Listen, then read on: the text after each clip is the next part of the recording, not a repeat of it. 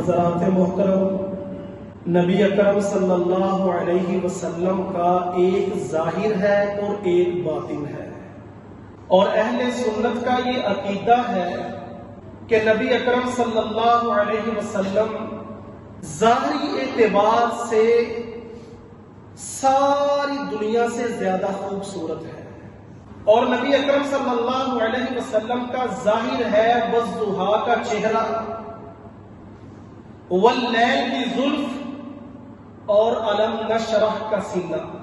رسول اللہ صلی اللہ علیہ وسلم ظاہری طور پر کتنے خوبصورت ہیں، حضرت جابر رضی اللہ تعالی عنہ بیان کرتے ہیں کہ ایک رات مدینے کے اندر آئی کہ میں اٹھا، فضا کے اندر خنکی تھی اور ہوا کے اندر خوشبو پھیلی ہوئی ہے، فضا معطر ہو چکی ہے۔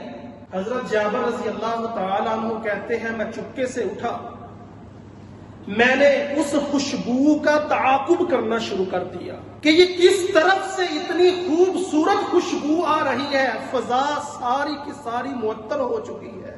کچھ وقت گزرتا ہے، حضرت جابر رضی اللہ تعالی عنہ کہتے ہیں کہ میں اپنے آپ کو مسجد النبوی کے اندر پاتا ہوں، اور مسجد نبوی کے اندر ایک شخص ہے جس نے سرخ رنگ کی چادر اپنے اوپر اوڑھی ہوئی ہے، اور میرا دھیان نبی اکرم صلی اللہ علیہ وسلم کے چہرہ اقدس کے اوپر پڑتا ہے۔ ایک نظر میں حضرت رسول اللہ صلی اللہ علیہ وسلم کے چہرہ انور کے اوپر ڈالتا ہوں، اور دوسری نظر میری آسمان کے چاند کی طرف جاتی ہے، اور میری زبان سے بے ساختہ یہ الفاظ نکلتے ہیں من وجہک المنیر لقد نور القمر۔ اے آقا صلی اللہ علیہ وسلم، اگر چاند کو بھی حسن دیا گیا ہے تو آپ کے چہرہ انور سے دیا گیا ہے۔ یہ ہے نبی اکرم صلی اللہ علیہ وسلم کی ظاہری خوبصورتی، یہ نبی کا ظاہر ہے۔ ام ایمن بیان کرتی ہے کہ نبی اکرم صلی اللہ علیہ وسلم کا چہرہ چاند کی طرح چمکتا تھا اور سورج کی طرح دمکتا تھا، اور جب نبی اکرم صلی اللہ علیہ وسلم آئے تو برکتوں کو ساتھ لے کر آئے، اور جب نبی اکرم صلی اللہ علیہ وسلم اپنے رب کے پاس چلے گئے تو آنکھیں ترس رہی ہے کہ نبی کے چہرے کو دیکھا جائے۔ اللہ اکبر کبیرہ۔ میرے محترم بھائیوں، حسن یوسف کا ہم نے بڑا تذکرہ سنا ہے، قرآن مجید بھی یوسف علیہ السلام کے حسن کو بیان کرتا ہے، اور ہم بارہا مرتبہ یہ سن چکے ہیں کہ یوسف علیہ السلام کو مصر کی عورتوں نے دیکھا تو نظریں یوسف علیہ السلام کے چہرے کے اوپر ٹک گئی۔ اتنے خوبصورت نظریں یوسف علیہ السلام کے چہرے کے اوپر ٹک گئی، اور مصر کی عورتوں نے چھریاں اپنے ہاتھوں کے اوپر چلا لی۔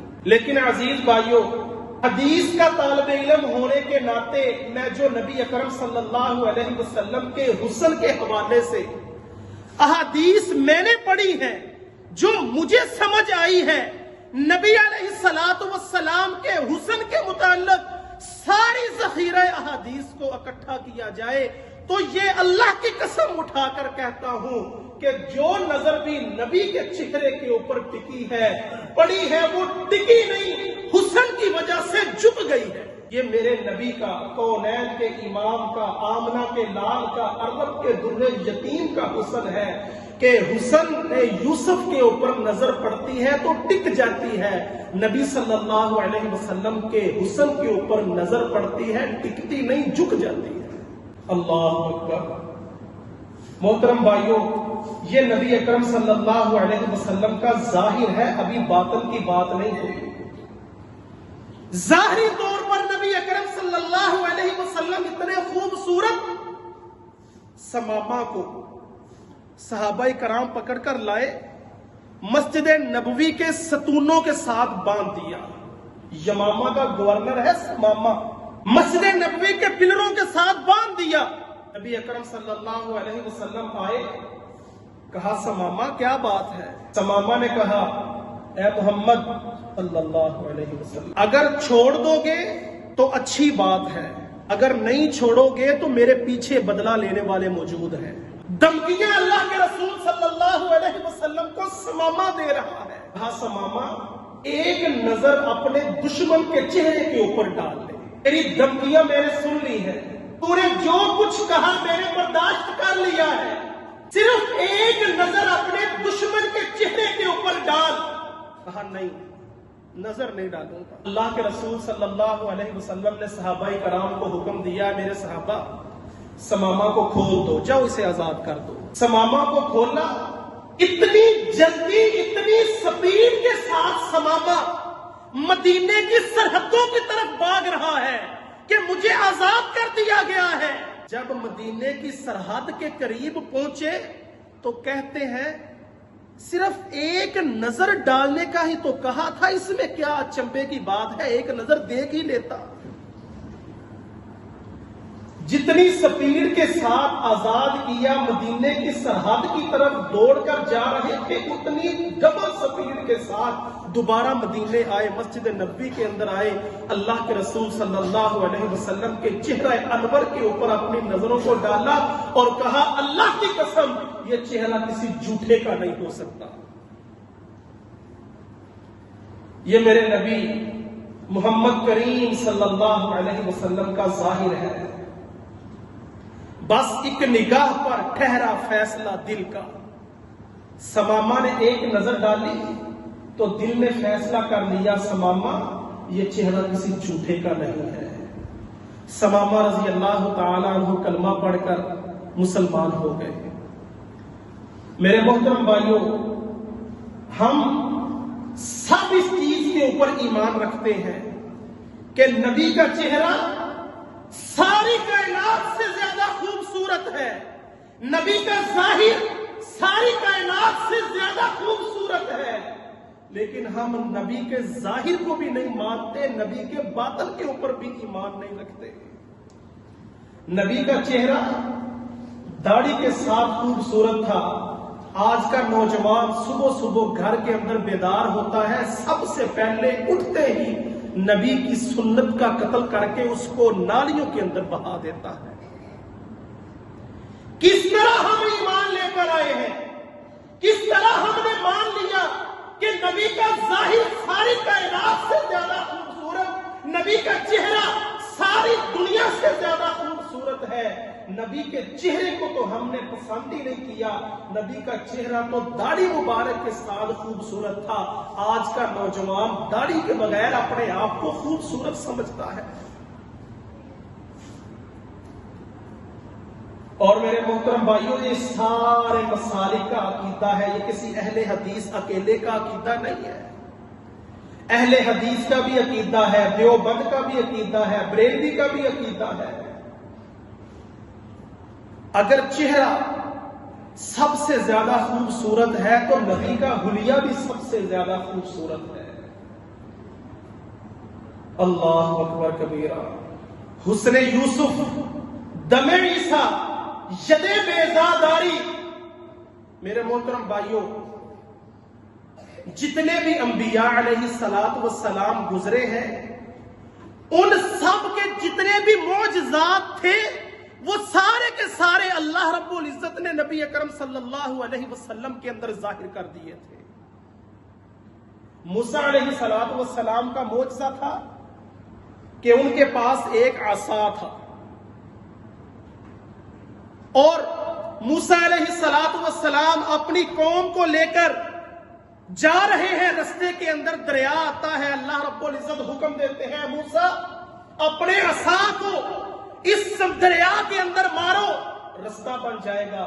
یہ معجزہ تھا تو اللہ رب العزت نے موسیٰ علیہ الصلوۃ والسلام کو دیا تھا، عصا تھا، معجزہ ہوا، اس عصا کو دریا کے اندر مارا گیا، رستہ بن گیا۔ لیکن نبی اکرم صلی اللہ علیہ وسلم کی باری آئی، نہ عصا کی ضرورت پڑی، نہ کسی دریا کی ضرورت پڑی، اللہ رب العزت نے اس معجزے کو نبی صلی اللہ علیہ وسلم کے اندر ظاہر کر دیا، انگلی کا اشارہ کیا، آسمانوں کے اوپر چاند دو ٹکڑے ہو گیا۔ موسیٰ علیہ السلام کو حکم ہوا اپنے عصا کو پتھر کے اوپر مارو، 12 چشمے اس پتھر سے پھوٹ پڑیں گے۔ اور میرے محترم بھائیوں، چشمے کہاں سے پھوٹتے ہیں؟ یہ پانی کہاں سے نکلتا ہے؟ ظاہری بات ہے یہ پہاڑوں سے چشمے پھوٹتے ہیں۔ اللہ رب العزت نے کہا یا موسیٰ اپنے عصا کو اس پتھر کے اوپر مار، پتھر سے 12 چشمے پھوٹ پڑیں گے۔ نہ نبی اکرم صلی اللہ علیہ وسلم کی باری آئی، نہ کسی عصا کی ضرورت پڑی، نہ کسی پتھر کی ضرورت پڑی۔ اللہ رب العزت نے نبی کی 5 انگلیوں سے نہروں کو جاری کر دیا۔ عیسیٰ علیہ السلام اللہ رب العزت نے یہ معجزہ دیا تھا کہ مردوں کو زندہ کیا کرتے تھے باذن اللہ، اللہ کے حکم کے ساتھ۔ اور عیسیٰ علیہ السلام کے پاس کوئی اپنی طاقت نہیں تھی۔ کوئی یہ سمجھ لے کہ وہ نبی عیسیٰ مردوں کو زندہ کیا کرتا تھا، ان سے کلام کیا کرتا تھا۔ آج کا کوئی فقیر بابا وہ بھی کھڑا ہو کر کہے کہ میں بھی مردوں کو زندہ کرتا ہوں، باذن اللہ اللہ کے حکم کے ساتھ عیسیٰ علیہ السلام مردے کو زندہ کرتے، اس سے کلام کرتے، جو بات پوچھنی ہوتی پوچھ لیتے۔ اور ظاہری بات ہے انسان ہی کلام کرتے ہیں، انسان کو اللہ رب العزت نے یہ قوت گویائی دی ہے کہ انسان کلام کرتا ہے۔ لیکن جب محمد الرسول اللہ صلی اللہ علیہ وسلم کی باری آئی، کسی انسان کی ضرورت نہیں پڑی۔ نبی اکرم صلی اللہ علیہ وسلم جس ممبر کے اوپر کھڑے ہو کر خطبہ دیا کرتے تھے، نبی اکرم صلی اللہ علیہ وسلم نے اس ممبر کو چھوڑا، وہ ممبر داڑے مار کر رونا شروع ہو گیا۔ اللہ کے رسول صلی اللہ علیہ وسلم ممبر کے پاس آئے، اس کو اپنے گلے کے ساتھ لگایا اور فرمایا میرے صحابہ، یہ ممبر میری جدائی کی وجہ سے داڑے مار کر رو رہا تھا، اگر آج میں اس کو اپنے گلے کے ساتھ نہ لگاتا، قیامت کی دیواروں تک یہ ممبر روتا چلا جاتا۔ یہ میرے محمد کریم صلی اللہ علیہ وسلم کے معجزات تھے، جو تمام انبیاء کے معجزات اللہ رب العزت نے نبی صلی اللہ علیہ وسلم کے اندر جمع کر دیے تھے۔ اور میرے محترم بھائیوں، یہ اللہ کے رسول صلی اللہ علیہ وسلم کا ظاہر ہے۔ باطن کیا ہے اس کو بھی ذرا سنیے۔ سبحان الذی اسری بعبدہ لیلا من المسجد الحرام الى المسجد الاقصى الذي باركنا حوله لنريه من آیاتنا انه هو السمیع البصیر۔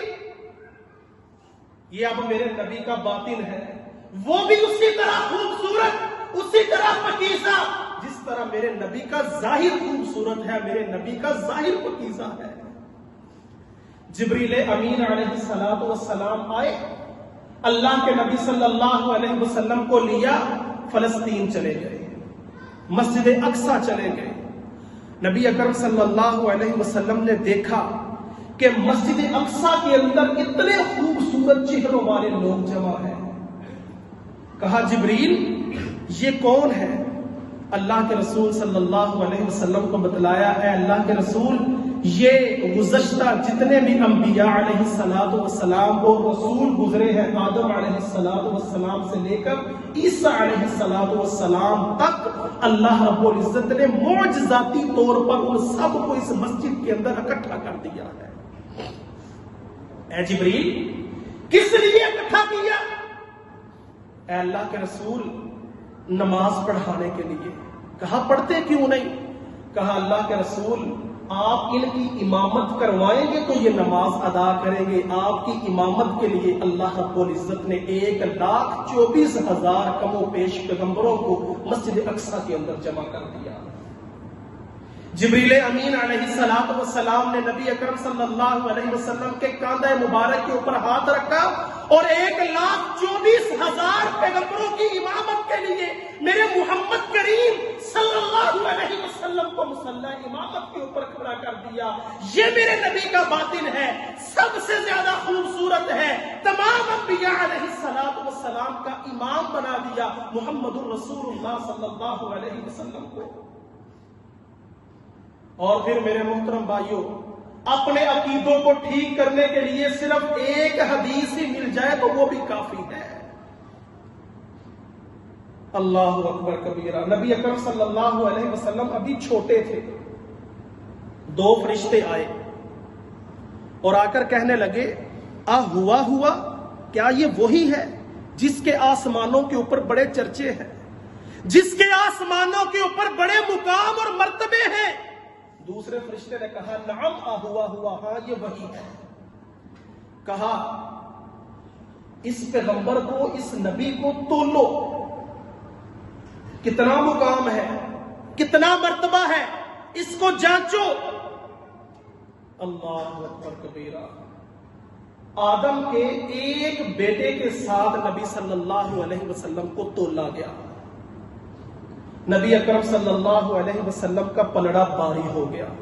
کہا ایک کے ساتھ نہیں، 10 کے ساتھ، 100 کے ساتھ، 1000 کے ساتھ، 10,000 کے ساتھ، 1,00,000 کے ساتھ، 1,00,000 کے ساتھ اللہ کی قسم میرے نبی کو تولا گیا. پھر بھی میرے نبی کا پلڑا باری ہو گیا. فرشتے نے کہا 1,00,000 کے ساتھ نہیں، 10,00,000 کے ساتھ تولو، 1 کروڑ کے ساتھ، 1 ارب کے ساتھ تولو. اللہ کی قسم 1 ارب کے ساتھ میرے محمد نبی کریم صلی اللہ علیہ وسلم کو تولا گیا. تب بھی میرے نبی اکرم صلی اللہ علیہ وسلم کا پلڑا باری ہو گیا.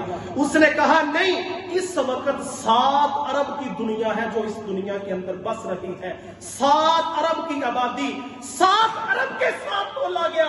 میرے محمد کریم کا پلڑا پھر بھی باری ہو گیا. کہا نہیں، 7 ارب کے ساتھ بھی نہیں، ساری انسانیت کے ساتھ تول دیا جائے. اور میرے محترم بھائیوں بتلاؤ، ساری انسانیت کے اندر سارے رسول آتے ہیں یا نہیں آتے؟